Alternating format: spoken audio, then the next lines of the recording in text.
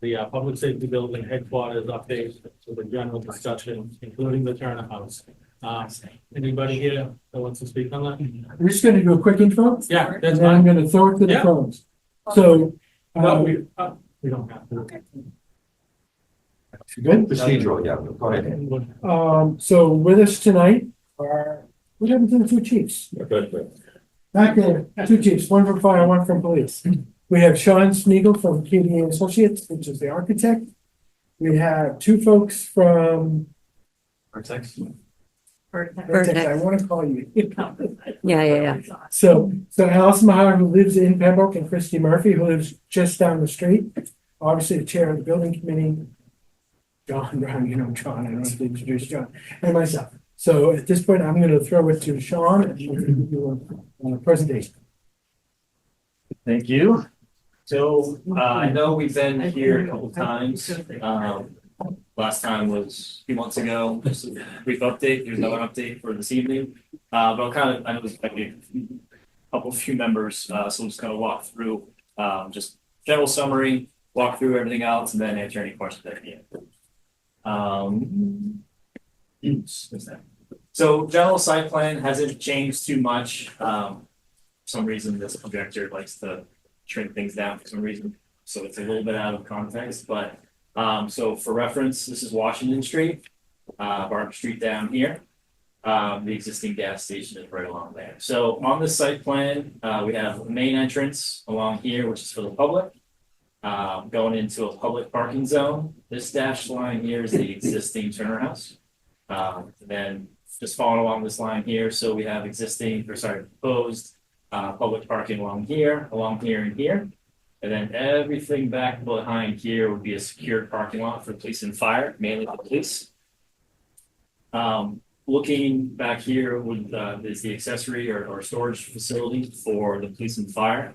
And then right along here is the proposed two-story headquarters for both police and fire. Walking through here, so like I said, this is the main entrance for the public. This is the main exit, egress only for the fire department. So apparatus will be exiting out of this side to enter right onto Washington. And then it's a double bay, so then exiting along this side and then exiting onto either Barker or Washington, depending on the call maybe. Looking along here, this is more just a secure private entrance, an exit only for police and fire. So with any detainees coming to the property, police will come through here, and then there's where the Sally Port would be for the police department. And like I said, all back here, secure parking for the police and fire. So total parking on the property is 129 spots, whereas secured is 51. So again, 51 secured parking spots in the rear of the property here. In the public, starting along this location and here and all along here is that public parking for the property. And the reason why that number is fairly large is because we have a training room and a meeting room for the public safety department, both police and fire. So it's 60 seats. So when you have 60 seats in that training room, we need to have the opportunity for not only the local public safety members, police and fire to come to those meeting rooms or to that meeting, but also outside opportunities for other departments to come in and use this room. So we need to provide that level of public parking out in this area. And then what the last remaining 19 spots is designated for fire, not only the firefighters, but some of the admin and whatnot. So that's along here and along here. And then lastly, just out front here is proposed septic fields or leaching fields for the property. So moving on. So again, the projector's making this a little awkward. But this is the main elevation, or the proposed north elevation, the main entrance for the public safety facility. So this is there's buildings pretty much separated into three separate sections. So this main portion of the buildings here, the main entrance, is the administration for both police and fire headquarters on the second floor. On the lower level, detention block for the police department, records, dispatch is all on this lower level. There's a wellness area and whatnot. So more of the kind of public facing spaces in the main lobby. And then upstairs on the second floor is that training room, which is in this location here. We have a training tower, which this image, the way it's skewed, looks a little awkward. But so this image here, or this is a training tower. So there's a stairwell within here. These are bailout windows for the firefighters to do on-site training, as well as interior training for the stairwell, and then interior training as well off the mezzanine side, off the apparatus bay. So the apparatus bay is in this location here.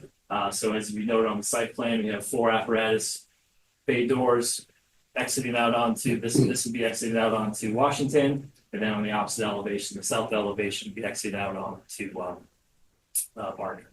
And then this area of the building is we'll call them the firehouse, or is the firehouse. So that's the living quarters for the firefighters.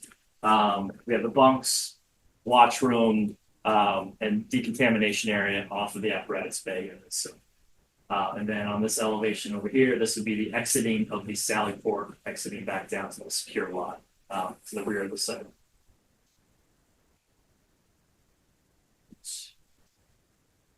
So proposed east elevation. So this would be the elevation that would be facing Washington mostly.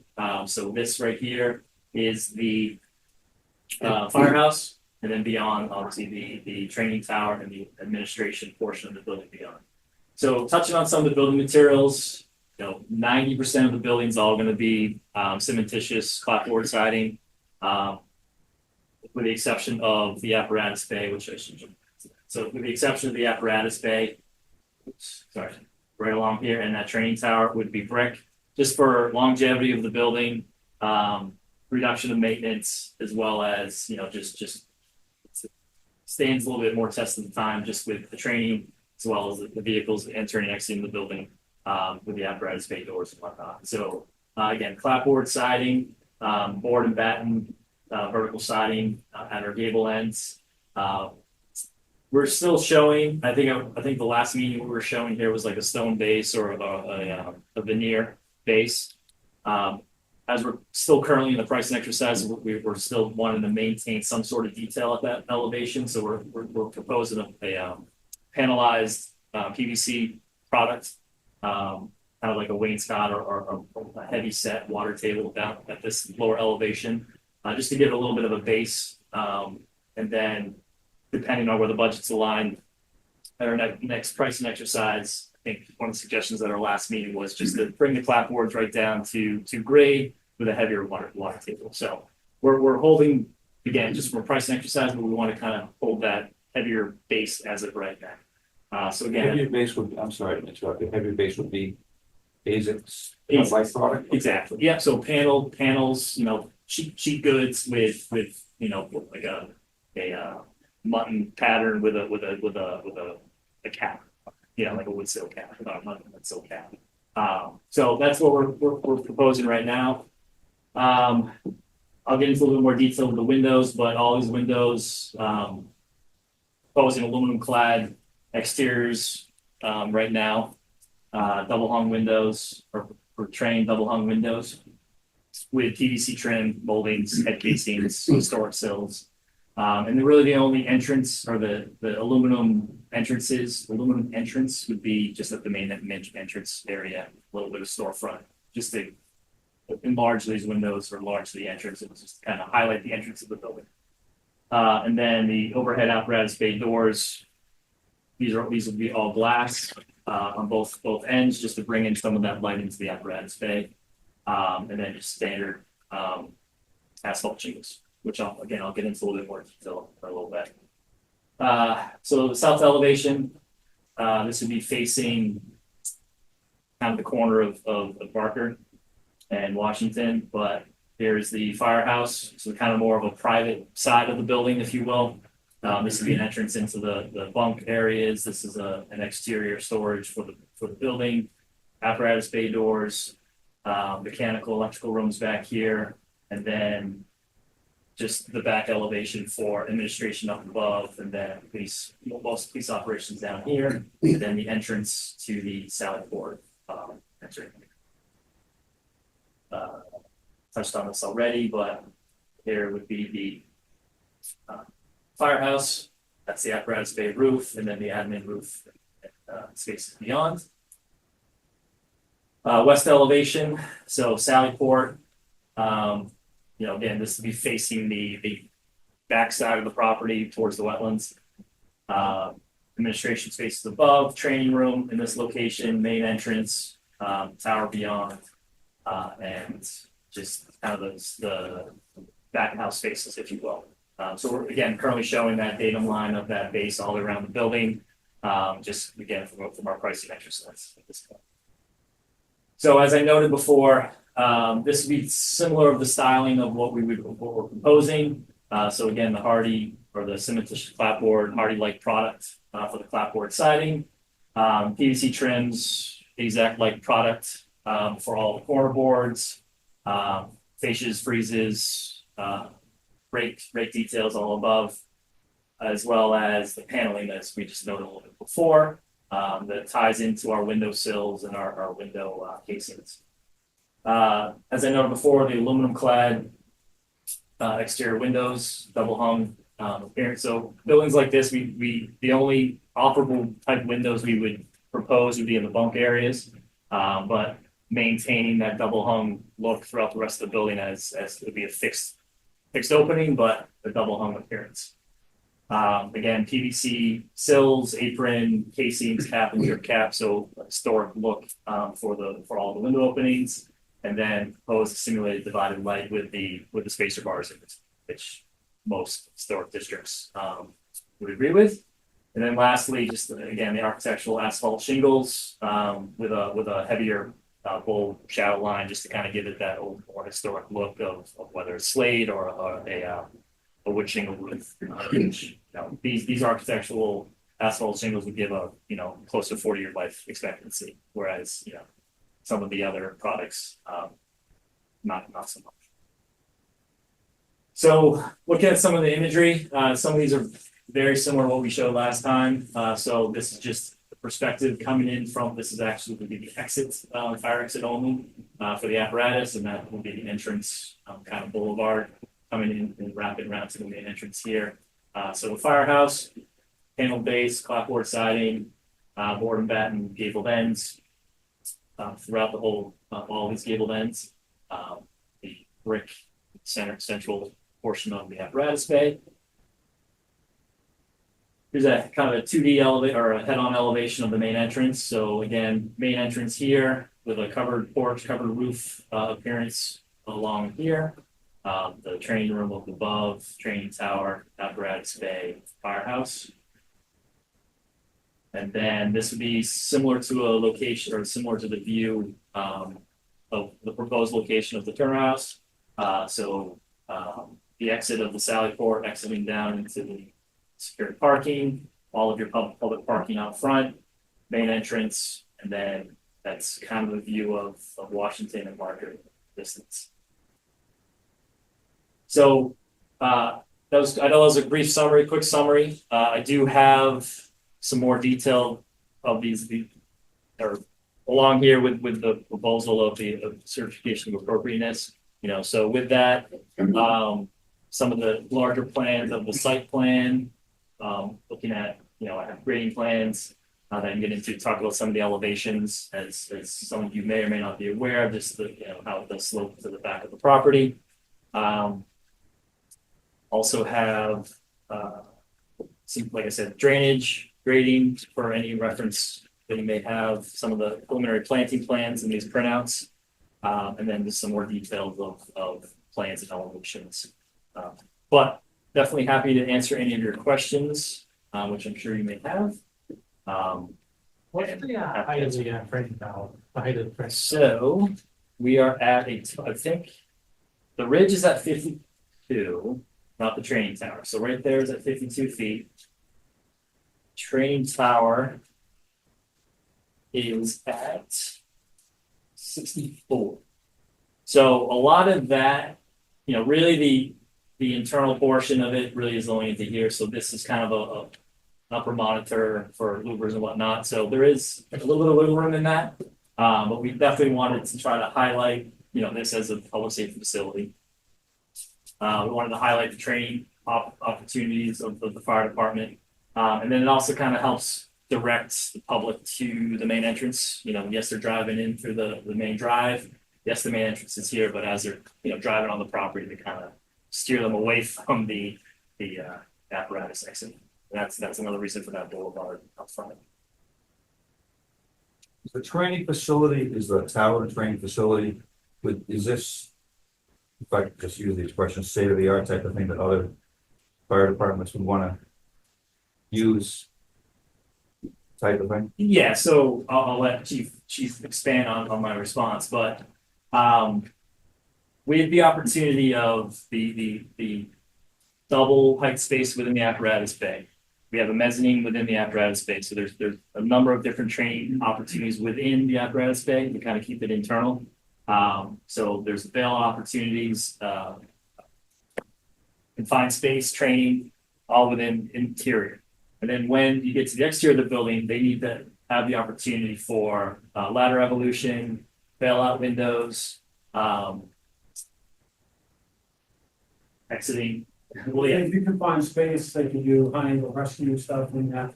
And to elaborate on your question, right now we're doing a joint training, we just got a grant for joint training with Hanson and Hanover. And we're struggling, that means something like this, and we're struggling between the three towns that we don't find a spot that we can do it. So certainly something that's needed and that we And within the training tower as well, there's a lot of tie-offs, a lot of rope trainings, excavation and all the excavation extraction. So most facilities, specifically of larger facilities of this kind of nature, with fire headquarters being here, most every facility has training on site.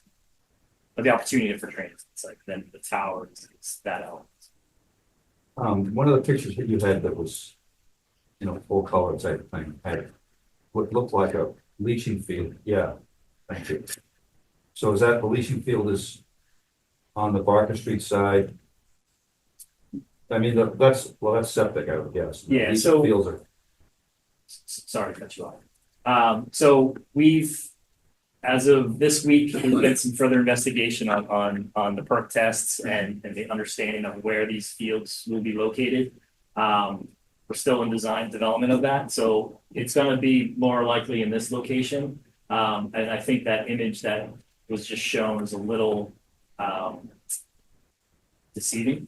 It's not quite that much of a mound. When we were originally anticipating the location of the leaching field and the level of the grades and the level of the water table, we were anticipating a little bit higher of a mound, like as shown here. Yeah. With the recent data that we just received this week, it's going to be much flatter or lower, because how we're raising the grades of the property to an extent, specifically along Washington as we get to the apron, the apparatus bay. Yeah. So this image is deceiving just because of where we're at in the design of that portion.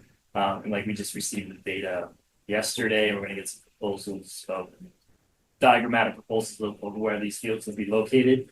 But it's definitely going to be along Washington, along here, but most likely along here and under the entrance drive, exactly. Does that raise the cost by putting in another driveway? Not necessarily. I mean, we definitely would have the clearances, obviously, to groundwater, and then the clearances above the system to the subgrade of our drive. This is a high density or high dense asphalt, so it definitely has its own durability. So it all will be designed within the system. Yes, it's a little bit more costly, but with the recent perk information that we just received, this is where it needs to be. So that's where we'll end up. Take us through what's different between the one we saw a couple, because we're saying this is mostly similar. Is it possible to highlight where the main changes are, other than that, sort of stone? Yeah, so the biggest difference would be, there was, through the budget exercises, there was a reduction in some of the programming. So we did have originally 5 apparatus bay doors. Now we're down to 4 apparatus bay doors. There was some reduction more to the back of the property, just kind of bringing the footprint in a little bit more, as well as the main entrance. In the last image, we kind of had more of a 2-story lobby space with glass entrance vestibule, if you will. So kind of a little bit more modern, a little bit more contemporary. Just with some of the budget, I don't call it budget constraints, but some just kind of honing back on some of that material, kind of reducing it to the similar or smaller main entrance. And then the last major difference is we did have 2 Sally port doors, Yeah. brought that in to have a single Sally port. So that's really just kind of bringing in that square footage of the footprint. But all of the materials have remained the same, with the exception of the stone base. And we still maintain the brick in the middle, but everything else. So just, I think we cut out just over 5,000 square feet of the footprint. Kind of condensed some of the program into the 2 stories, and worked to get us to a number where we're heading to be given a number that's going to work the current project budget. That driven by inflation from the sign up with the scope to now cost of materials today. All of it, yes. I have a question, Fenner. How does the square footage today compare to the square footage we were at town meeting Town meeting 2 years ago or last year? Last year. when we proposed this project? I know the answer. I'm asking because I want people to know that the square footage today actually is very comparable to the square footage for town meeting. In between town meeting, the size of the room up slightly, we've cut that back, so it's so the 2 are almost very similar. Yeah, I don't recall exactly what the square footage of what, like the values of where they were, but over the last 2 or 3 years in general, costs of things have not actually doubled, but they've grown exponentially. Material costs, lead time items, whatever. So, definitely within the last 3 or 4 years, it's doubled, right? And then with the time between presented this at town meeting, through the town forums, it probably increased between $200 to $300 a square foot. So that was a big crunch for both departments to work with us to get that square footage down to capture that inflation and the escalation of the construction costs. So that's really in the ballpark. I don't have the exact numbers in front of me, and you might fill on top of what you might have, but roughly $200-300, within the last couple of years, just with the escalation of those costs. And then with also at the time of the town meeting, we did have the site kind of not altered, but we were kind of filling the site up a lot more with backfill and whatnot to get us up to different elevations. We've been working with the site planning and the stormwater management, everything. We've been able to kind of lower that a little bit, reduce some of the earth coming back to the property to level out the grades. So not only with the program reduction, we also worked on site reduction of impact to reduce some of those costs. 5 goes to 4, does that mean we have to take a piece out of service, or is that a piece that is just a floor? No, we have, there was extra space built into that, so with, we're also adding a whole nother fire station, so, we feel comfortable with the extra bays that, both, and this is actually more bays, 2, when I say 2 more bays, because they're double bays than we have now that we. Okay. Right, so we were building in some growth, not only in bunks, but the apparatus, some of the office spaces, so some of that got tightened up a little bit, but.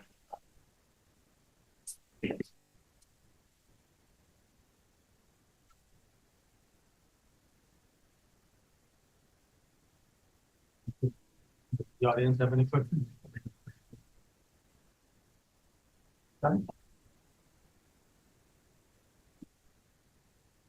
Katrina, I just had a question. I know you mentioned about the inflation rising, making the cost rise. Was there any other factors that caused the cost to rise? I know there was a talk of the retaining wall and needing to raise the elevation.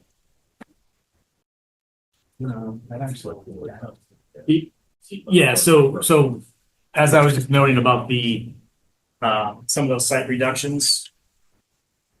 So this along here now is that retaining wall. Previously, with the grade coming up to the elevations we were anticipating, originally anticipating at town meeting, that retaining wall was actually coming all the way up to about here on this elevation or this side of the site as well as down here.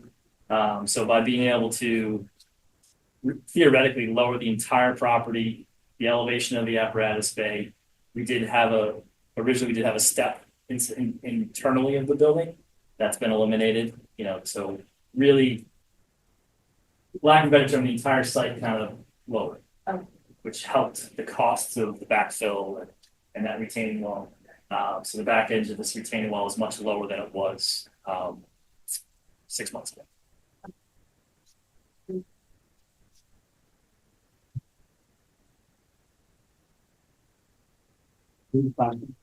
Just a basic question about the shrinking salary base to one.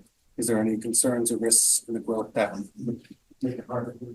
Yeah, I'm really opposed to that, but I'm trying to work with the program. I'm saving money, that's one of the things I'm trying to bring back. It's okay. It's also a second question. Is there potential space available if they wanted to build a second salary bay later? So We don't need. it makes it a little bit more challenging to build it later, but I don't want to speak for the chief, but typically the second Sally Port Bay would be for, storage of any sort of long-term evidence. Well, it's a tight squeeze when you have single bays, regardless, because all four doors open up, the prisoners out, it gets smaller. We don't typically use it for storage for safety reasons, but it's kind of sterile, I guess. Yep. So And the hits come from inside. it's not, it's a single bay, yes, it's higher than a single bay garage or whatever it may be. So I guess the response about adding it later would be a little bit challenging just because of the way the grading works in this location. And then depending on what would be needed for storage or if it's evidence, long-term evidence storage, it can be potentially located into the accessory building, storage building. So we're working with the grades, working with the program, yes, it's a single bay, but it's two vehicles deep, it's not just a single car garage. So there's an opportunity for two police cruisers to be within the Sally Port.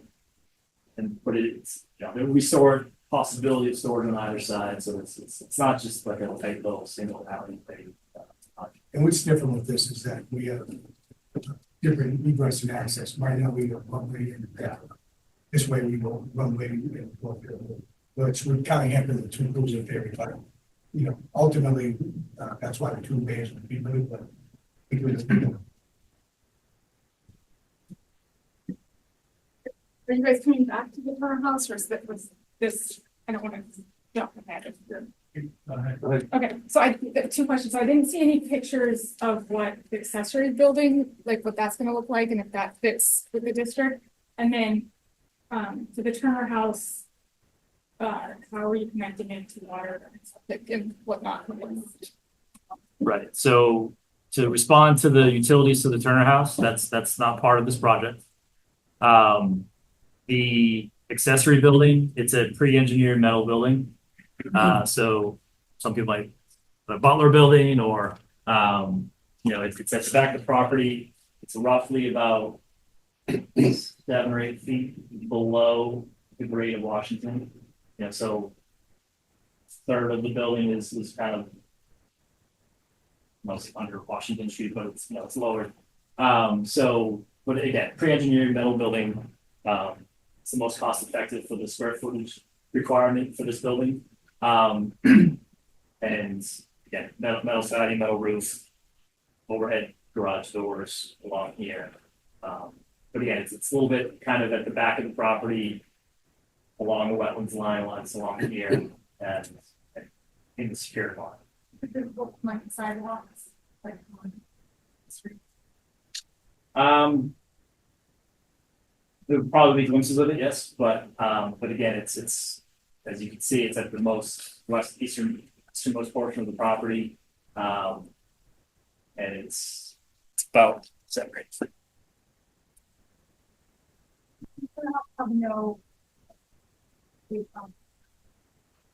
Based on this, our project, that's eligible. That part of the whole staff. That's another change that wasn't brought up. No. No, We it did was not have never. Utilities when we voted on the town meeting. Sorry, say it again? The town meeting vote included moving the house and painting the exterior. That was it. Not connecting it to. Correct. No.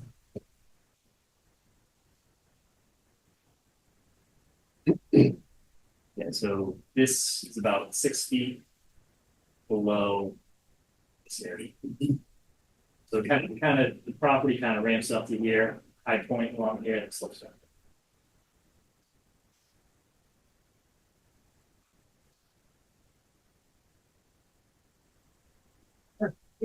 My question is about the buffering to the butters and the neighbors and the property. Because there are those condominiums on the other side here, is there one single family home, next one. No, that's a good point. I did fail to mention that. So the planting plan didn't fortunately make this presentation, but there'll be a new fencing along here. There'll be guardrails and fencing at the perimeter and fencing along the upper elevation or upper portion of the property here. And then plantings and screening along all of this. This is all green space along here. And then green space all along here with planting, the shrubs. We haven't really defined exactly the number and the quantity and the types. Yeah. But definitely all screening and fencing along here and along this property line as well. It'll make our next presentation, but so this is all green space out here, but again, it's more the leaching field. And then a heavy cluster of green space and trees and shrubs in this area along the perimeter and down here as well. But I was more concerned with the residential butters, which you're not talking about. That's down here, right? Behind the shed. Yes. Behind the shed, No. behind the shed. No, behind the That's the shed. wetlands. That's all. This is all the wetlands here. Yeah, but between. Oh. No, Judy, sorry. Barker's coming straight down. So he's got that side. I also, yep. It's hard to see. Okay, no problem. And I'll go. unfortunately, the projection kind of skews it too, but yes, the Barker kind of comes along this way. I see it. And these are the cluster of residents. Yeah. So I think there's quite a bit of vegetation along here already. But we'd be replanting it with new plantings as well as street fencing. Just because the buffer, and then as it hits along here, we have the secure fence, so yes. We'll It's just that those people put up with an awful lot over the years, an awful lot. So it'll make the next drawing, but that's all. So again, the Turner House would go, where's the plan for that? Where's That's the Turner House right there? correct? And what's the spacing between the Turner House and the building? Space. Oh, It's basically footage between right here. Yeah, I think when we originally were talking about the relocation from here to here, it was about 200 and so feet. So I can get you the dimension, but I'm probably thinking about 350 here, maybe 350. okay. But the distance between that space in between the two buildings, the Turner House and the back of the building there, what's that? Sorry. 10 feet, the storage building, how much space is there? Here. No, just this the little causeway between the two buildings. This, Oh, are those parking spaces? these are parking, so that's Okay, 9 There's spots, no 10 building. spots, so that's parking spaces. yeah, this is all parking right here, so you're right, so this is 10 spots, 11, so we're at, Okay, so I was thinking that was a building. yes, this is roughly 115, 20 feet right here. So with that said, yeah, we're about 300 feet plus or minus On the building. 350 or so. Okay, thank you. Do you have any need to recoup any of the square footage that has been cut in terms of administrative offices or anything like that? You have to write anything. Yeah, no, we again, we worked. We combined we had a simulation we built in that we combined that in share space with with other rooms, we cut the training room down by about 15 feet. No big couple gap, right? As far as square footage, Yeah. we cut the gym almost a pound. Biggest cuts with the training space with defensive tactics and simulation room, which we combined into one, which I'll just put in Okay. the last. So putting the offer out there, I've said it before, but our house is owned by the town. We need to have some administrative space and offices. I mean, it's on site. Question. Why does it make sense to do the turn of house for 8 parking? So what's, again, I hate to keep using the word deceiving. But currently the Turner House is at elevation 27. The new elevation is at 30. And then our building here is at 33, 34. So due to not only stormwater management of the property, you know, we have underground stormwater management systems. We have to bring that grade up to get above groundwater elevations. So if the Turner House was to stay, not only would you lose this level of parking, it would be in a hole basically of the property, about a 6-foot kind of cavern around this whole porch. So we would not only lose those 8 spots, we would probably lose, you know, this circular area because of the kind of hole. And then, like I said before, raising the site is a necessity for the stormwater management. So any type of water that's collected on the property with all these impervious surfaces, the parking lots, but also the roofs and everything. So we have to collect that before enters into the property or the town system. So we would not just lose 8 spots. It would be probably this entire. Why could, you gotta pick it up to move it? Why not just pick it up, leave it there? Again, you would lose everything along it. Because the requirements of the parking is even a little bit tighter. I think we were looking at the parking requirements for the police and fire, it was about 100 back here in secured lot. So we're down to 51. So they kind of conceded in a way about having these unsecured lots or spots out here for the fire department, and then theoretically their overflow parking if any sort of shift changes or turnover. So shift change is a big issue. It's double the amount of people that we have working on a daily basis. So we have to have spots for the people coming in and the people who are working who already have their car spot there.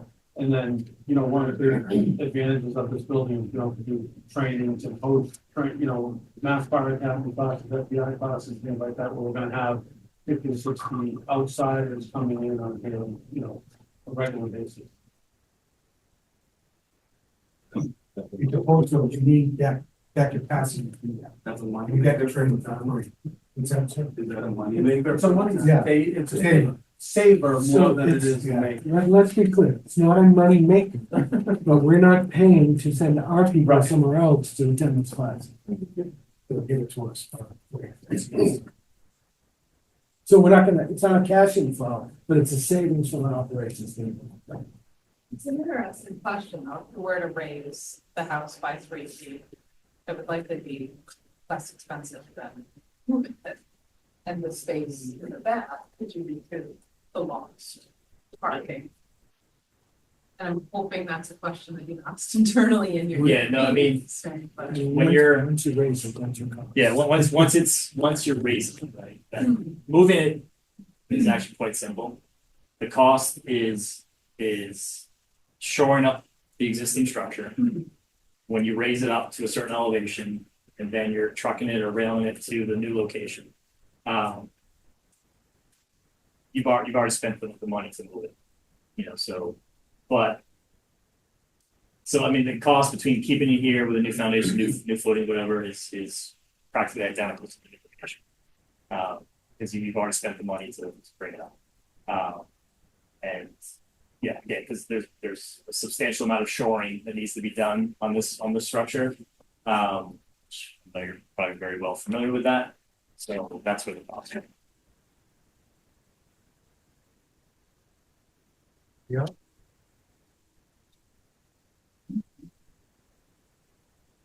Katrina again.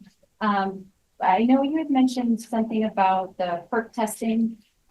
Is that kind of just in general terms, what did that reveal? Was it what you expected? Was it much different, around the same, what you imagined? Yeah, and it's what was anticipated or expected, because it's been started back in 2018, I think it was, the first round of testing. With last year's seasonal, obviously a lot of wetness, a lot of rain, it kind of misconstrued the information that we had. With now this last season, this last summer being as dry as it has been, we're able to further identify the sizing of the fields and the location. So it's back to where it was back in 2018. I would characterize it as when we first started the project, we were relatively confident what we would have. Last year scared the hell out of us. Yeah. We're back to what we thought we were gonna have, which is slightly better, well, significantly better than last year, Yeah. but what we were going into the project. That helped us. And I would add that it confirmed where we can't go either. Most important. Yeah, that makes sense. Thank you. I have one more question. So you said there are no utility being part of the townhouse. What pathway would be used to bring utilities to that townhouse after all of this is constructed? So we're gonna prep for them. Okay. We're not going to do that. We're going to be filing paperwork with the Board of Health for it. Okay, so that was just the connection from the. We're not gonna put it in the house. Right, but you're gonna bring it to the house. Okay. The opportunity, so you're not digging up. Well, that's why I asked the Yeah. question, because I was like, that would be really kind of. We have definitely had that discussion. The last thing we want to do a year from now, Is go dig up. if and when this is funded, is to go dig up that fund. Well, that's So we why, wanna that's make why, sure. that's why I asked. Yeah. Okay, thank you.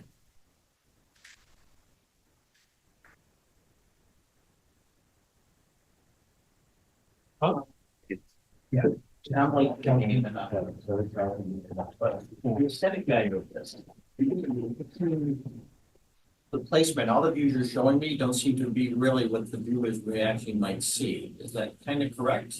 So all the It's views, just, it seems like, why didn't the gas station get purchased to expand the lot in order to really give it the space that you needed? Not that easy. No, I understand that, but I'm not trying to take a stick and throw it in a spoke here, just because you seem to be so far along in the project, but just from the views I'm seeing, it seems like you've got some really beautiful views, but that's really not what we're gonna see at the end of the day from coming down even Washington Street or Walker. so It's pretty much what. I mean, the first view, so obviously you'll coming along Washington here. You'll see the glimpse of that first view, which was right here. Right.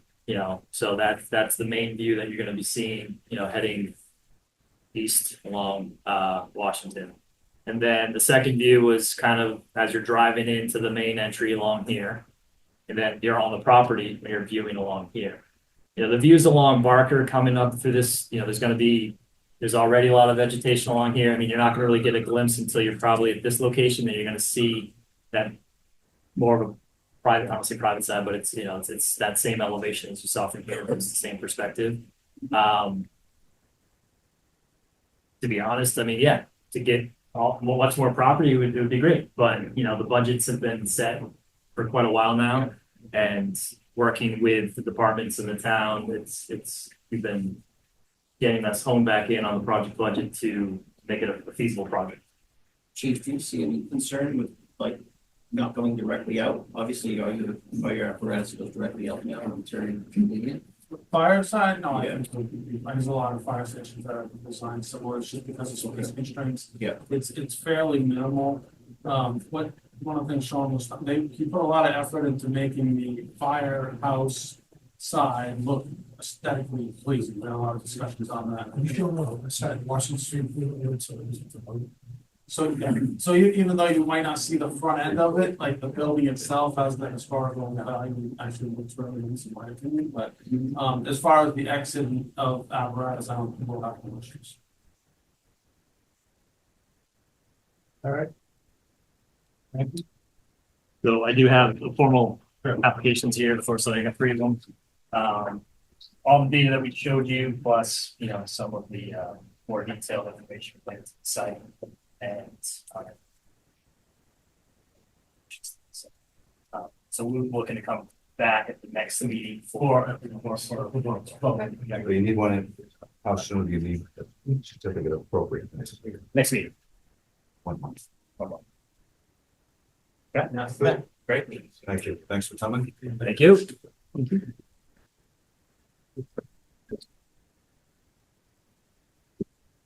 Next up on the agenda is 251 Washington Street, during the discussion of possible siding material approval.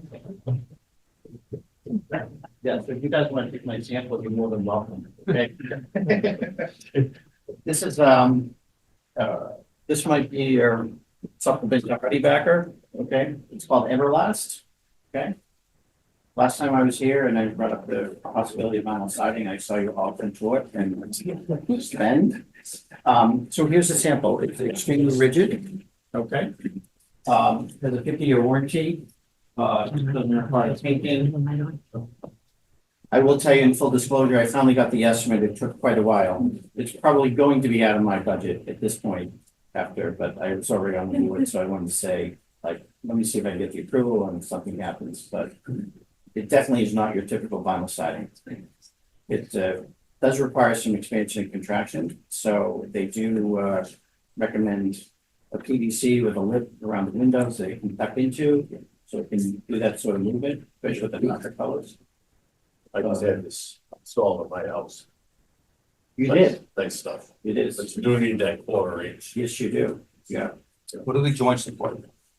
So the joints are really good. I'll tell you what they do. They actually take, there's a metal bracket that, when the joints come together, 2 screws go behind each and every seam. My property, it's not as bad because they're very short runs and break up, so everything's typically under 12 feet, but anything that's seamed is very tight, that's what I've seen.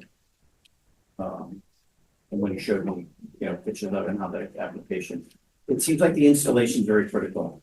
Because if you over attach it, you can start to get that wave. So it's gotta be, it's a very critical application and basically. They actually see the waves. Yes, exactly. Yeah, so the screw that they use is designed to have flexibility, so there will be expansion contraction off the wall as well. That's why there's that slide.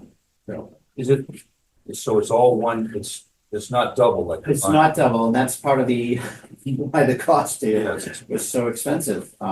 And that's a 4.5. They do offer a 7, but I didn't like the look of that. But yeah, that's what it's. Yeah. Yeah, I know there's a lot of guys that can't do it, that they won't do it. They won't do it. No, they won't. Yeah, there's very few that will, so. I went to them directly. They were the only ones that have produced a quote. Any other contractor I've tried was just delayed but it was more than double the amount.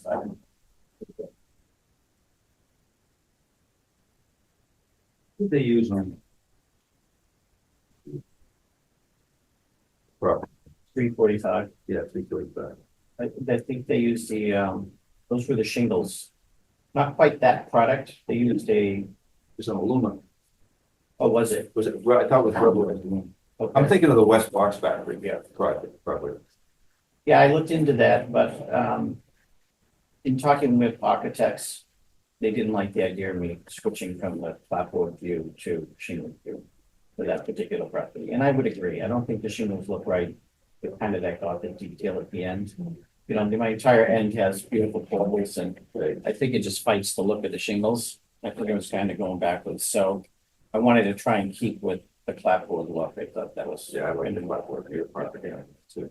I was a little worried about the sheen at first, but he says it's no different than a paint or, that's the actual sample of what the color would be. Oh, so do they make it in different colors? Yeah, that's the darkest though. Yeah, they do white, they do red, they a bunch of, I'm kidding. yeah. This is a greenhouse. here, they did. I just took it offline.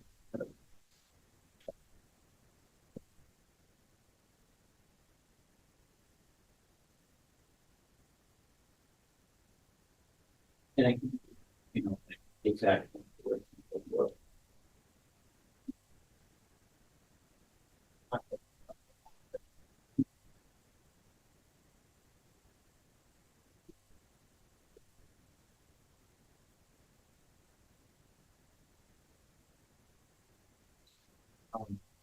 We don't have any to vote, but I mean.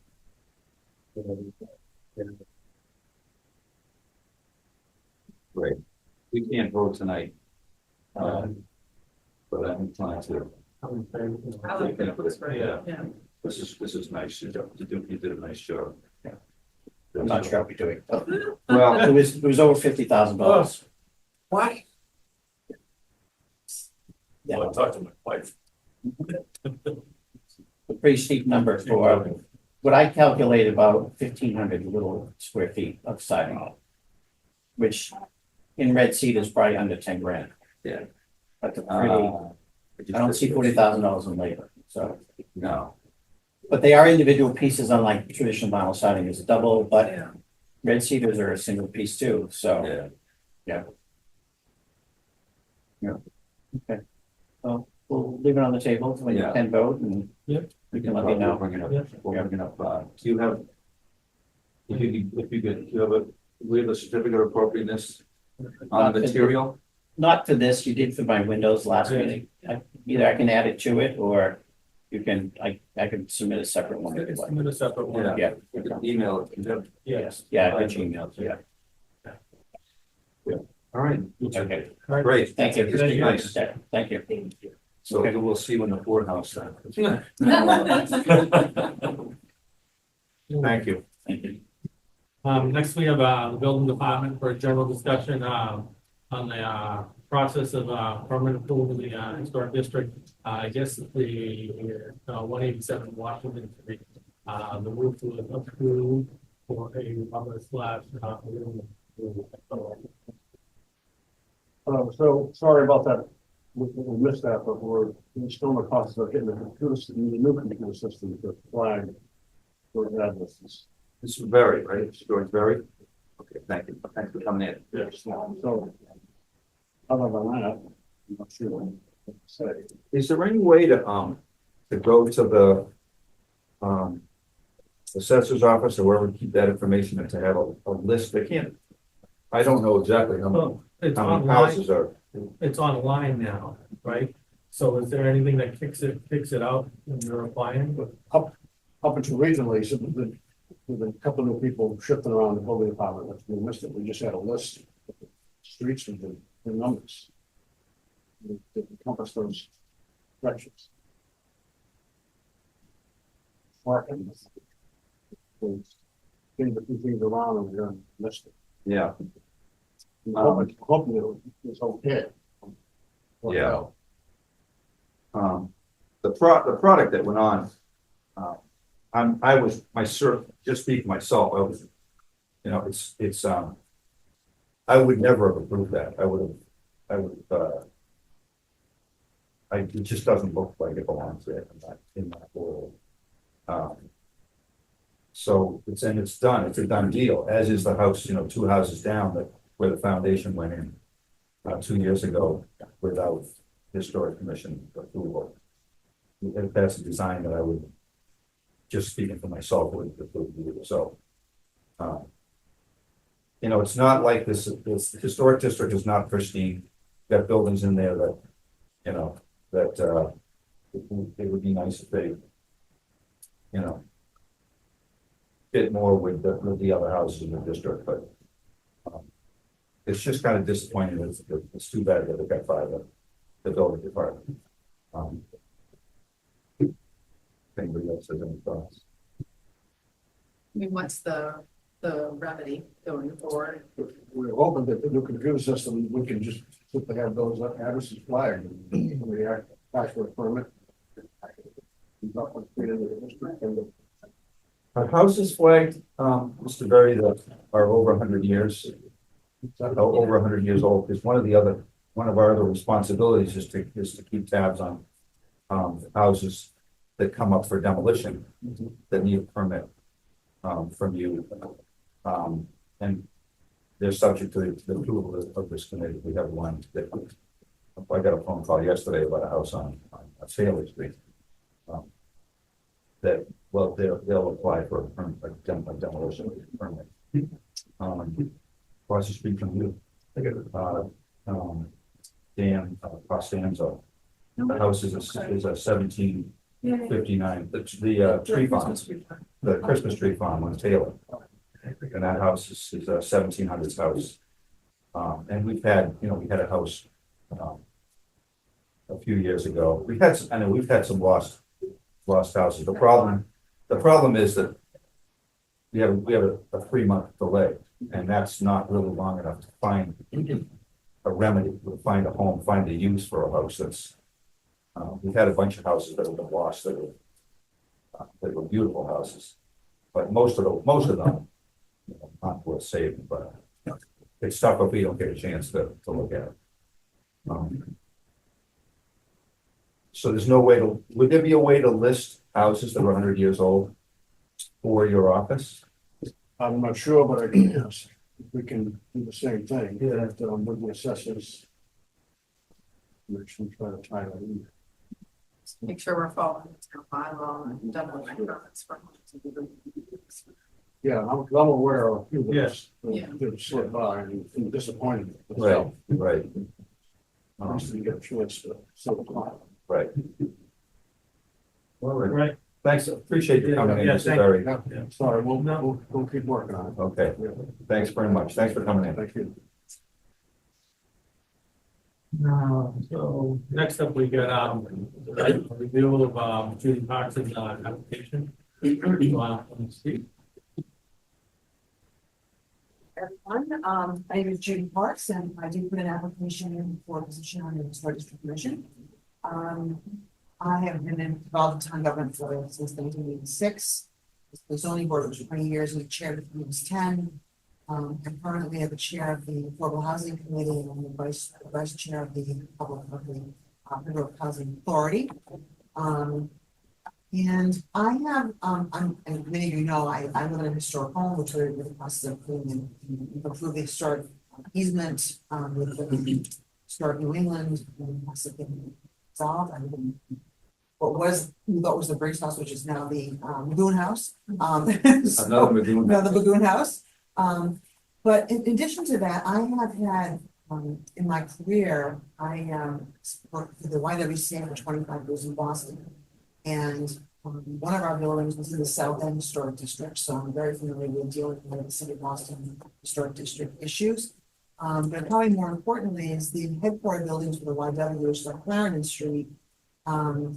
During a renovation, which I directed, we applied and were granted listing on the historic register. And it's actually received $7 million in historic tax credits for the renovation of the building. So to replace all the double hung divided light windows and all the restore all the historic aspects of the building. And I've been interested in this committee. I mean, obviously we're a homeowner of a very old house in town, and I've been very concerned about this conversation just had Mr. Barry about this demolition of some of these homes, which is rather unfortunate, I think, and I think there's been a lot of appreciation from some people in town. Really what that does to the fabric of a community in terms of its history. So that's kind of who I am. How do we balance historical preservation with the needs of the town in the future? Well, there is a cost in historical preservation, and I think that's very true. And I think unfortunately, the cost is really borne by the private landowner. It's not, there's not very many public funds available to work to help private owners with restoration and funding some of those projects. However, I do think that building awareness, like for example, I mean, everyone in this town who has a house over 100 years old should know that their house is historic. I mean, I think there are things like that, and perhaps even more education around value a historic home, and that there are possibilities within a budget of a renovation to repair and maintain a home that is existing. I mean, I know even for ourselves in our house, I mean, there are a lot of things that we've had to do, but if you had a house that was 50 years old, you'd be doing some of the same things anyway. So it's not, I think that sometimes it becomes an easy, response, like, well, it can't be repaired, it can't be saved. I mean, there are a couple houses in this town that made me sick that they've been bought. In fact, there's one on Barker Street with a pool and empty lot in front. Yes. Which every time I would drive by that lot, I want to be ill. Because that house really, and someone was living in there. Talking about the key now. Yes, and I live in an old house and I built posted to me and they, they can be, there's very little that can be fixed in this. So, those are the kind of things that I think, we can do something about, and at least build awareness. Because I do believe there's a lot of awareness on some of these things that really, and I know it's, and again, for residential property, I know it's very difficult. I mean, commercial property, there are other means of using all kinds of other structures for financing, but for single family homes, I understand. But I do think that this awareness, this lack of awareness, even people who live on some of these homes, is something that we could work on. And I do think that there should be a better way, a better tickling for in the assessor's office or somewhere about older homes, because the same issue existed, as Sabrina will tell you, for some of the affordable units, where there wasn't a good understanding. These units were deed restricted and they got sold on the market, and then we lost a few units that way. So there's clearly, some ways we have to work in the town to address some of these things. I think the other thing too, for me, and in looking over the historic district bylaw, and then the historic commission's role, I do think there could be some more clarity on the historic commission's role around some of these houses we're talking about. Because it's not clear to me that people in the town really understand what the historic commission's role is. The historic district commission under chapter 40C is pretty clear. I mean, as you talked to just now, I mean, but the notion of the historic commission, and that actually is, even though the demolition delay, I mean, there should be something beyond a demolition delay that goes with the historic commission. Because I think that if you wait until you get to that point, you've already kind of lost it, like the horse out of the barn. And I think that we should be thinking about how we can keep that window close a little bit, so we don't get to that point of demolition. Yeah, there are other options too. I remember that was a house on High Street. It's a little tiny house on High Street, high in Forest. Mhm. And I had people coming up my driveway that wanted to know how easy it would be to demolish that house. There was somebody from Island Creek Oysters came up and wanted to put a oyster shucking plant in the corner of Forest and High, that little house. I don't remember what the number on that house. But anyway, there were a number of real estate agents wanted to know how long it would take to demolish it. And Lee McColgan and Miles and I went to that house, and we met people as they came in to look at the house and talked about some of the features. The house was a first period house. Mhm. It's still a first period house, and somebody in town ended up buying it. Mhm. But it took some legwork. It took some work. So I appreciate that. I also have to congratulate the Historical Society, which is constantly confused with the historical. Yes. Yes. And Chip Cushing was here. It's Yeah. part and parcel of Yeah. the program to put placards on houses, which I think is Well, also I think that's brings also awareness. very, very important to do that. I mean, I think it is, even maybe some kind of a listing that's available on the town website or something like that about these older homes that exist. Yeah, well, that's the kind of ideal we need on it. And I do think that those kind of things should be very helpful, because again, I think there is I think sometimes people, it's not that they don't appreciate history, they're unaware. They're unaware. And then you say first period house, what does that mean to most people in this town? Right. No, you say it's built post and beam, what does that mean to most people in this town? Or even double hung windows, because a lot of people don't even know what those are anymore. Right. So it's this kind of thing. Building things are changing a lot, and so this education around some of this stuff, I think is really important. Education is the number one problem that we're having across the board. Yeah. and getting that out. There's tools, there's techniques, you know many of them. Yeah, so I think again, those are the kind of things I think would be helpful, because the thing is, once it's gone, it's gone. I mean, there's no going back, you know, and that, I mean, I know, like, again, even for our own house, I mean, you know, there are things that, you know, you live when, and the other thing, I'd be honest with you, is that if you buy an old house, you should wanna buy a new house. You shouldn't wanna buy it to demolish it. I mean, there is, you know, there's a lot of new houses you can buy. Yeah. But if you're gonna buy an old house, you should buy it with the intent that you wanna live in an old house. Yeah. And appreciate the old house and the people who live there with you, you know, so it's a good, I mean, I don't know, I feel very fortunate we have done that, and it gives me a much better appreciation for the history of the town and what, you know, I mean, it's really, it's very important. This town's an old town. I mean, there's aren't very, you know, you go out to the Midwest or the West, you don't find these places. I mean, so I think again, anything we can do to help build that awareness and education is really very important. I mean, I think that the Tea Party celebrations this year, where those kind of things are very important, people to understand that beaver was built here in the town. Right. I mean, those kind of things that bring that living history to the community, I think is really important. Try to get a holiday house tour, try to Yeah, invite yeah, people to yeah, see what yeah, it would look exactly. like. Exactly, Familiarity. yeah. So anyway, that's my story. Really glad you came in. I was hoping you'd come. Oh, well, thank you. All right. Okay, good. Thanks very much. You're welcome. You're welcome. You're welcome. Next. I just want to add that this is actually a continuation. We reviewed two other applicants, Allison Lennon and Lloyd. So something not overlooked. So next one up is Brian.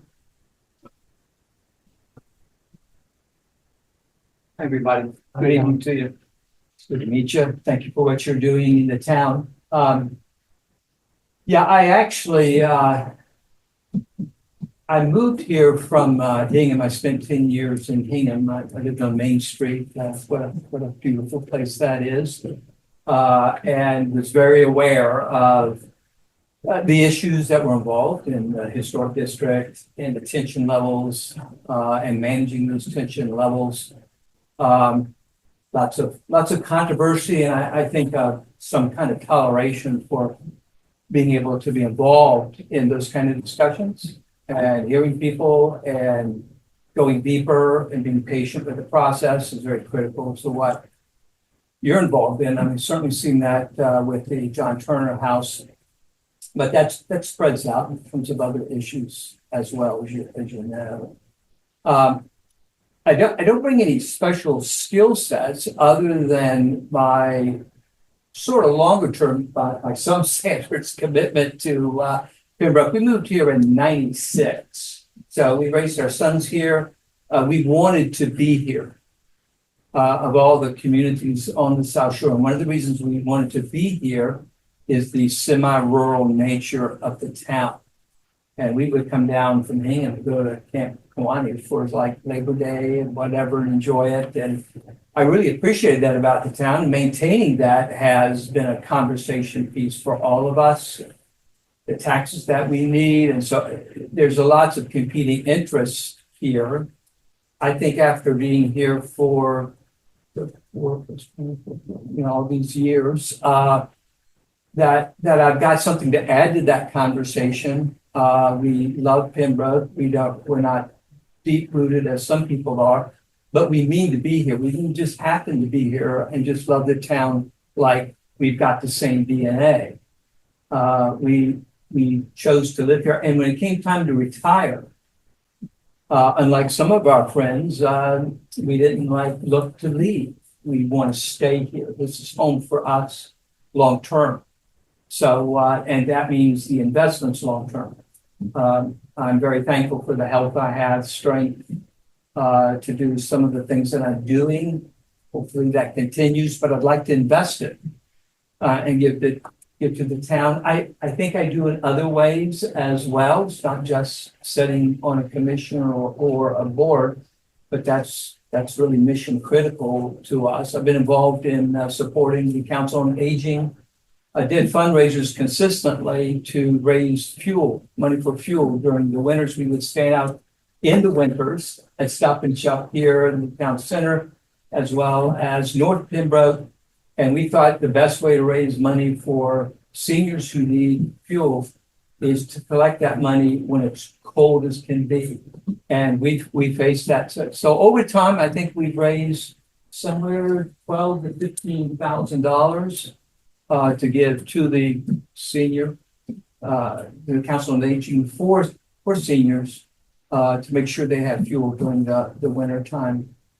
I did actually, in terms of just my interest, my intellectual curiosity, I not only majored in American history with a concentration on New England history, believe it or not, I'm from the South, but for 25 years, I taught history at Eastern Nazarene College, American history, primarily, but European film there as well. So I've got a pretty large appetite for research, for looking at things and bringing that to bear on the kinds of things that you're facing.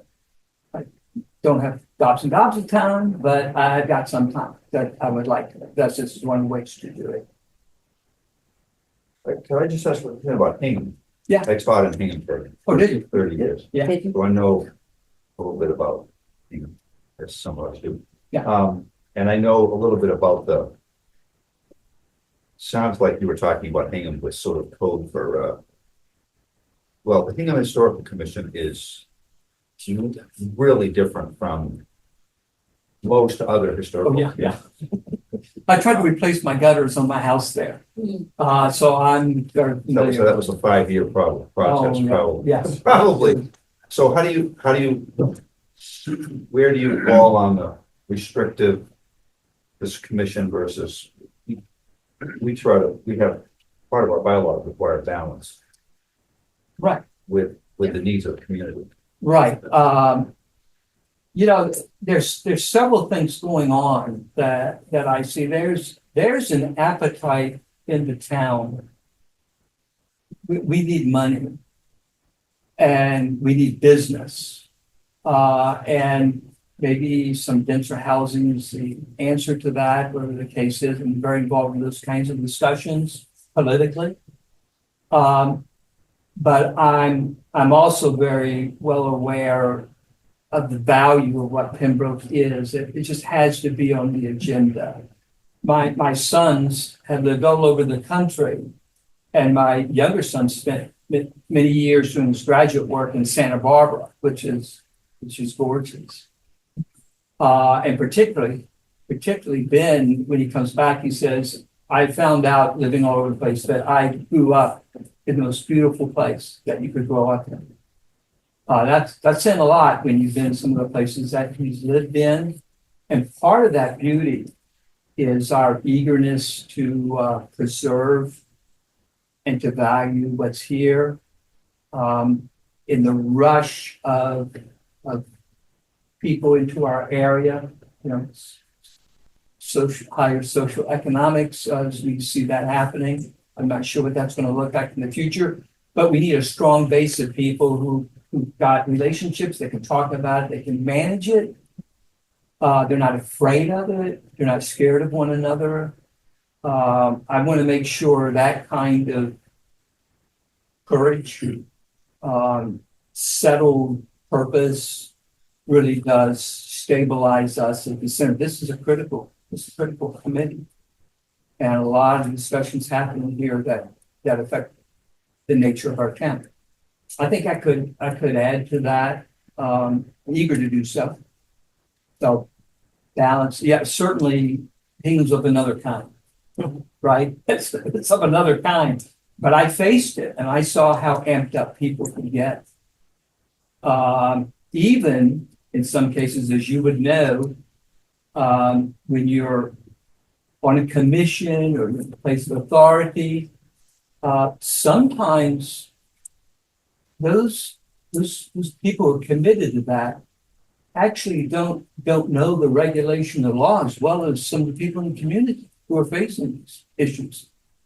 And I found it to be a consistent issue that, for the historic district or historic commission to keep the confidence of the people, there really does need to be a deep professionalism that doesn't touch us off balance, and people respect what we're doing because we know the answers. And as I'm sure many people do that sit in the seat that you said. So I'm 75. I still have my health, got time, strength, and this is one of the ways I'd like to invest in it. And that answer your question. Semi-rural, I think is sort of important to me. You know what I mean? Yep. Yeah. Anybody else? Good. Thanks for coming in. Okay. You bet. Thanks, sir. Next up on the list was non Pache. I talked to him. He is on vacation for 2 weeks, but I put him on the agenda just because we want to discuss that application. Next up, we have Sarah O'Connor. How are you doing today? So my name's Sarah O'Connor. I'm actually a really new resident of the town, compared to everyone else here. I've been here just over 2 years now. I'm from Braintree originally. So Braintree has grown so much since I was born.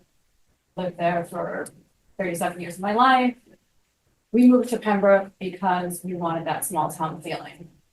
So we have 2 kids, and Braintree ruined it. And not to bash another town, it's my hometown. I still have a family scholarship at high school, but it grew so big.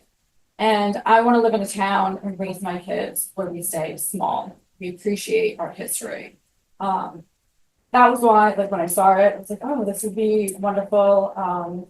Get involved. I'm not involved yet. I've been involved in Braintree. I was a tele clerk for probably 10 years.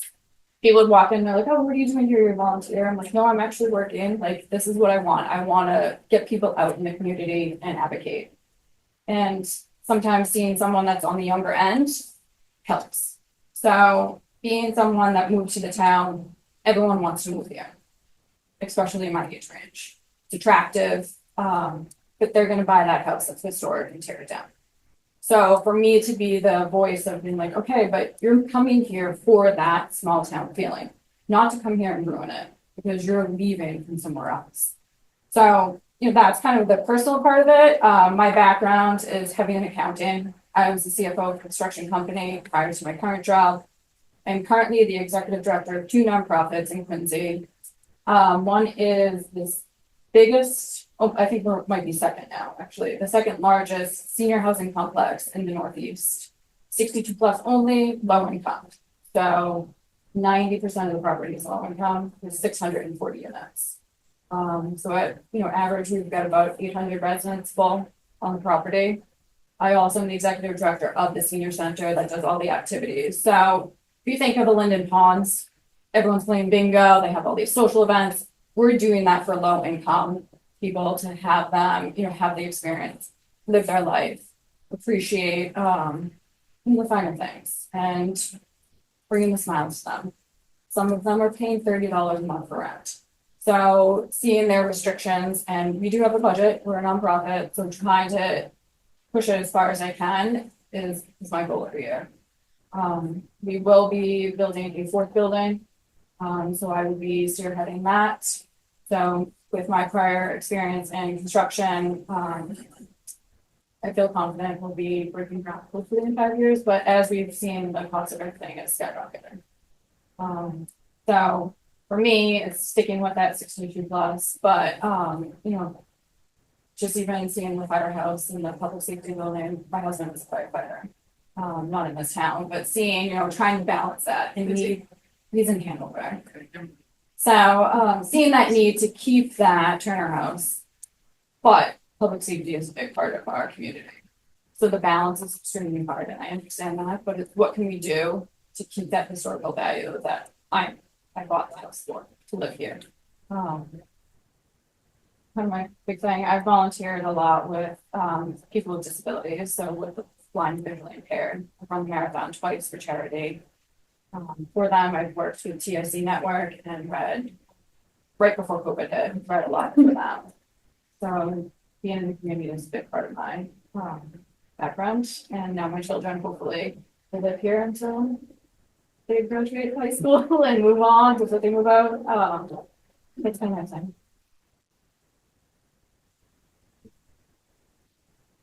Great. Thanks very much for coming in, Sarah. Good. So next up, so the discussion in, so we come to a consensus, but we can't vote. We don't have a vote. Right. We don't have to vote for sure the agenda, so.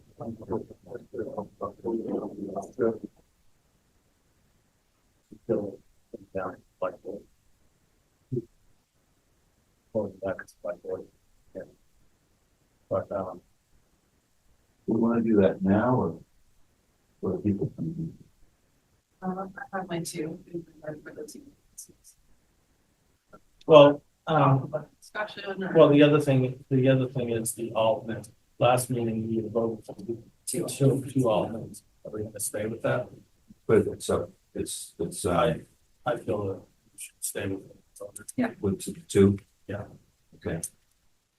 Do we want to hear, I struggled with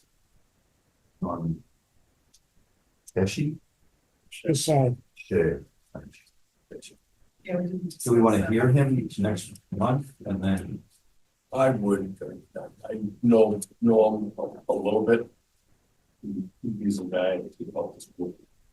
So if we push it off another month, that. And we're not voting. we can actually put it in as a vote. Okay, great. Next month. Or you could decide if you want to take the 2 vacancies on the full-time membership and then talk about your alternates, and it's your decision. You're getting tight on quorum. Yeah. That is not an opinion. I mean, Yeah, no. you have a numbers problem. We do.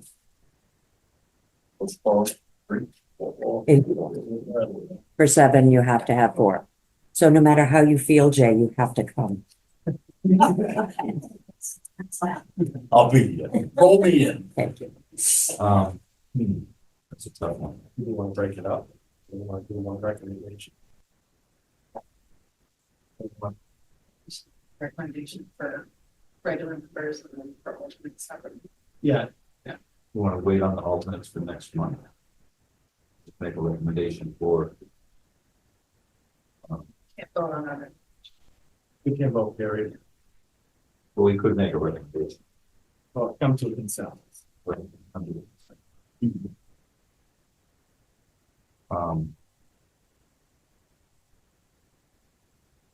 I kind of have 2 people that stand up. I have one that stands up right now.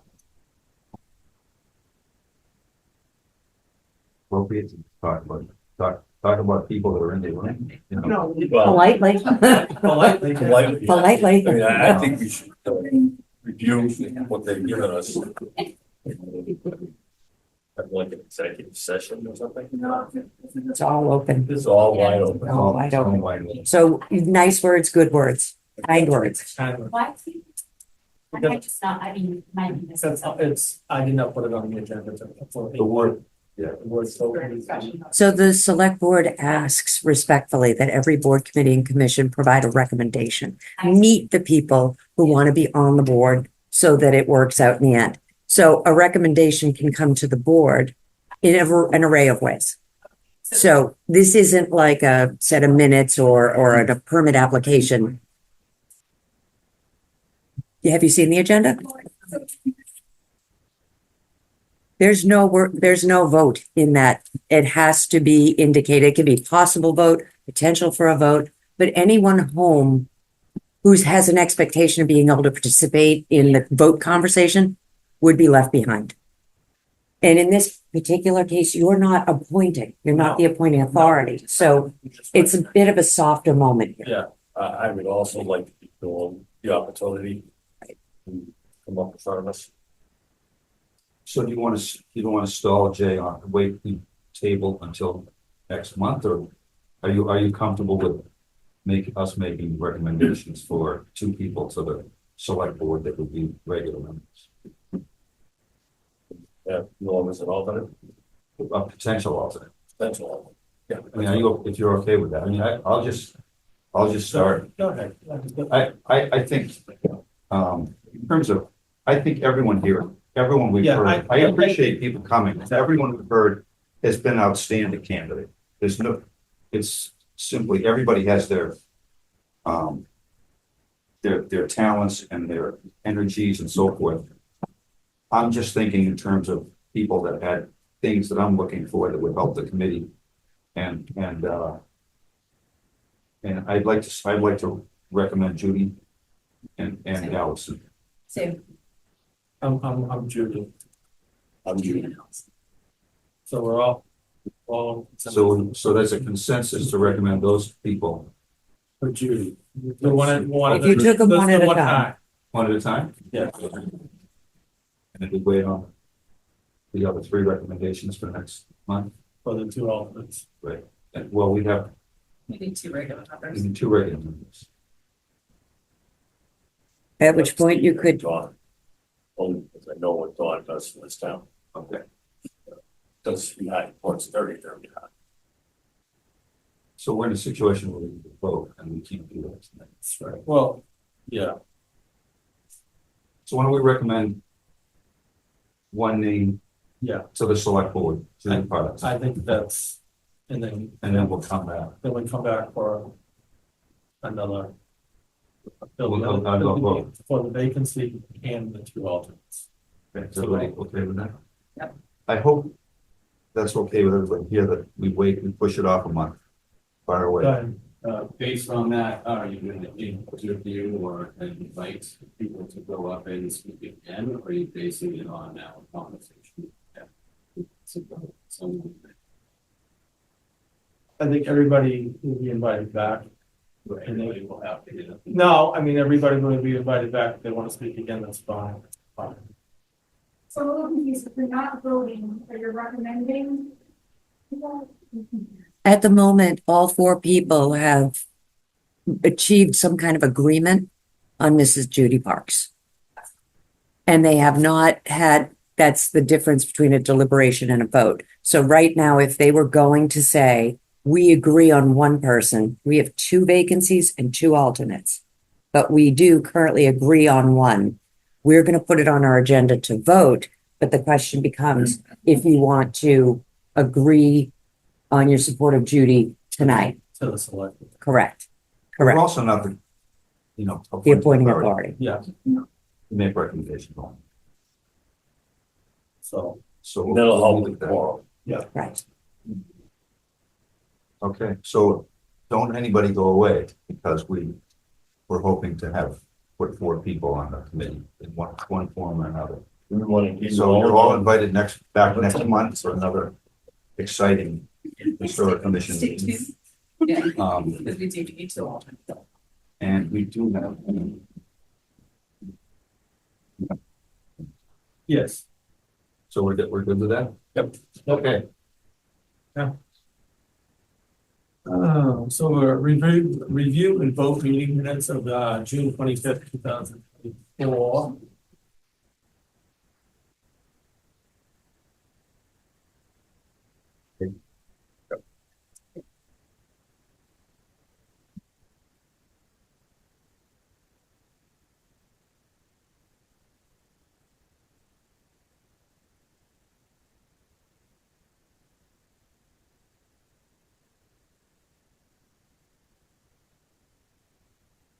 Yeah, I can make a motion to approve the minutes.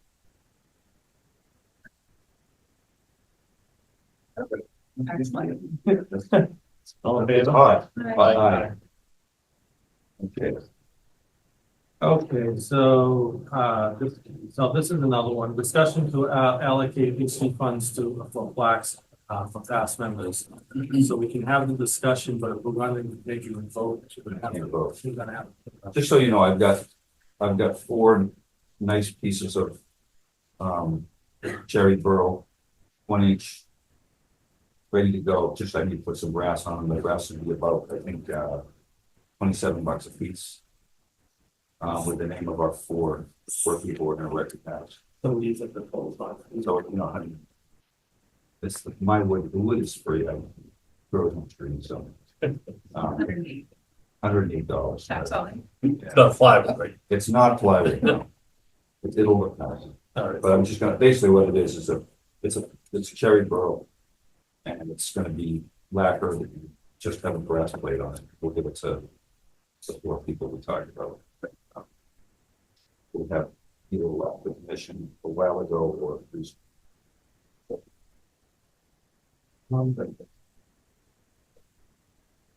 Yeah, so. Put that on the agenda for a vote. And then we bring up the. Yes, that's. Okay, that's good. a new business, go ahead. So, Jay, I don't know if you know where the Christmas tree farm is on Taylor Street? You know where the pitching putt is, the golf course, it's on Taylor and, Yes. and 53. Just, yeah, across the street. From Lauren. It's a beautiful property. He has Christmas trees in the front, Christmas trees across the street. Dan Costanzo is his name. Yeah. His father lived in the house, his mother and father lived in the house that's in question. He called me, actually walked up the driveway yesterday. Day before yesterday? When did I send you I it? think it was yesterday. Yesterday. He's known to me, he's a good farmer, he has, I'm sure people have been to the Christmas tree, there's a big spread there, he has a bouncy place, a bouncy castle every year. But he has a beautiful house, and I think we need to go see it. We have a 90-day demolition delay. I don't know what the house, So, I don't know what the inside of the house looks like, but our job is to look at it, any house that's over 100 years. he's not filed any paperwork. No, he has not. He came to me first. He's Trying to tear it down. Yes. He wants to tear it down. He wants to rebuild. He's hired an architect So, already. So he's, so we should, you wanna reach out to him and see if it's he would have us in anytime. I know him. I said, I will talk to the committee. When can we come? He said, just give me a call. I have his number. We can go anytime we want. So, this is something we do. Yeah. We probably, I mean, we go around all the time. okay, let's Larkin walk across the street. Yeah. I don't know what's good for you. You're gonna be around. I'm gone. Sunday to Saturday, but You wanna push it out 2 weeks or so? we can do the following and Maybe the following weekend or weekend after next. yeah, Saturday this weekend or Sunday the next weekend, next Saturday. I'm fishing every day this week. Yes. So what do you think? Should we pick we So Day of if week. there's more than four of us, you have a quorum. If it's a site visit and no deliberations occur, Okay. you could not deliberate. Okay. But Can we talk? you can, but you cannot say things like, you Yeah. cannot engage in the dialogue regarding it. Yeah. You can take notes. Is that what you're seeing? Is that soot? Is that a brick? You may not. Yeah. Wow, with that brick, it should come down. No, No. nope. But yeah, it's one of the 5 exemptions to the open meeting law, a site visit. It's specifically for fact finding. What we've done, there's something actually still on the town website, something called the Pembroke Historic Transplant Project. We started it, Miles and I started it 5 or 6 years ago. Where if a house is demoed, we've asked the homeowner to donate artifacts that would be used by somebody else in town. Over the years, we've had 4 pieces of houses that have gone into somebody else's house. So it's not a tremendously successful program. A lot of the stuff was stored in the Turner House for years. Actually, some of it was stored in the barn. And I had lead paint falling off this stuff into my barn, so my wife made me do it. But we have hinges, door handles, doors. I had a 17th century window. That's still actually, I think that's in the basement of the Turner House. But at any rate, so that's something we've done. So we should think about that as we go. If I think Dan would be, having us take stuff. The first time we did it was a house on Water Street. You know where the memory care center is? In front of Lowe's. That's, no, it was Cross, is it Cross Street? It's Cross Street. And there was a house on Cross Street that was 1760 something.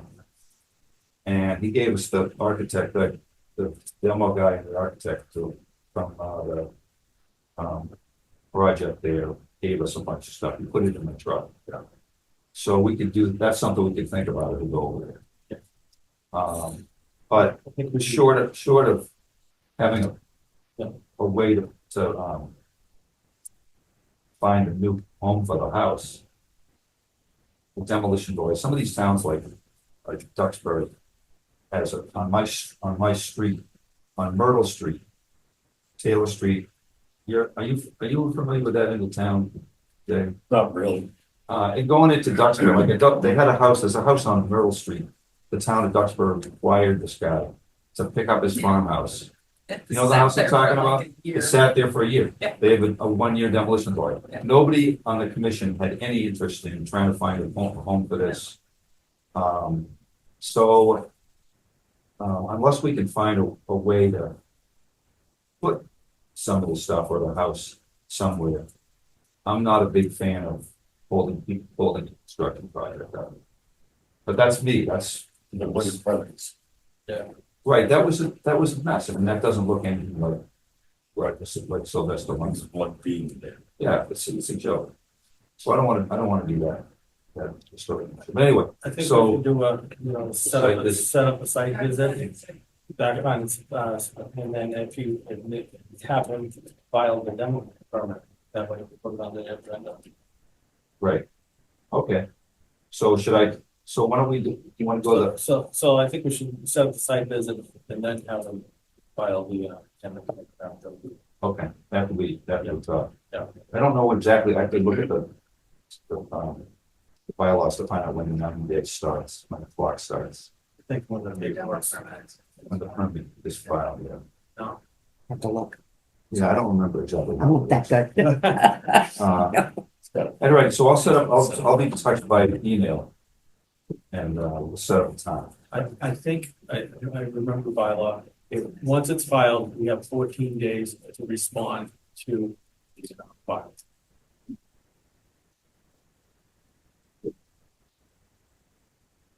All right. Anything else? I don't know.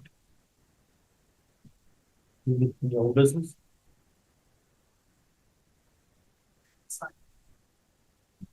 Sorry. I have to go talk to the highway department. We have a sign, David, so you should know that. But it's a beautiful ASIC trim sign that says entering the Pembroke Historic District. And the only place we can find to put it is on the bridge. On what is it, Old Water Street? Yeah. The old Washington, yes, the bridge, a beautiful bridge, we can put it there. And I just need to take the file to get those guys to dig the hole, so I can put it.